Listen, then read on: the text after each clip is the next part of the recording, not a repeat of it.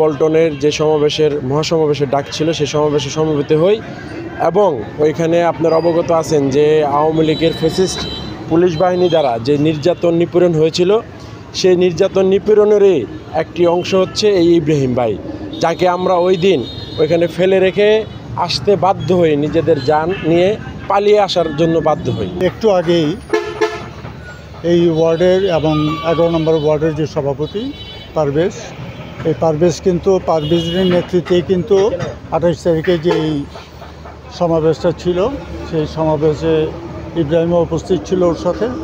এবং আমি একটা ছবিও দেখছি, যেই ছবিটা দেখে আমি উদ্বুদ্ধ হয়েছি এবং এই নিউজটা দেখে যখন আমি গত 3-4 দিন আগে আমি যখন এই নিউজটা দেখলাম কোনো একটা পোর্টালে, তখন আমি এই জায়গাতে অনেকের সাথে যোগাযোগ করি।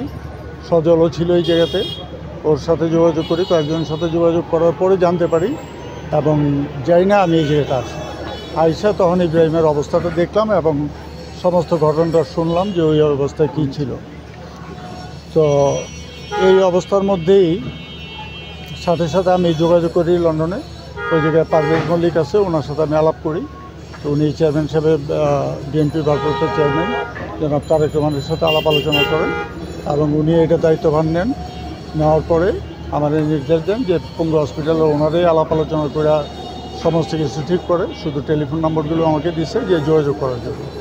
জাস্ট আমি ওনাদের মানে on behalf of them actually আমি এইটার এই যে আজকে আপনি দেখলেন যে গত পরশু দিন আমি আসছিলাম, আইসা আলাপ টালাপ করে গেছে এবং আজকে আল্লাহর মতো পাঠিয়ে দিছি। আমি যদি আল্লাহ যদি সহায় থাকে তাহলে উনি সুস্থ হয়ে আবার ফিরে আসবো।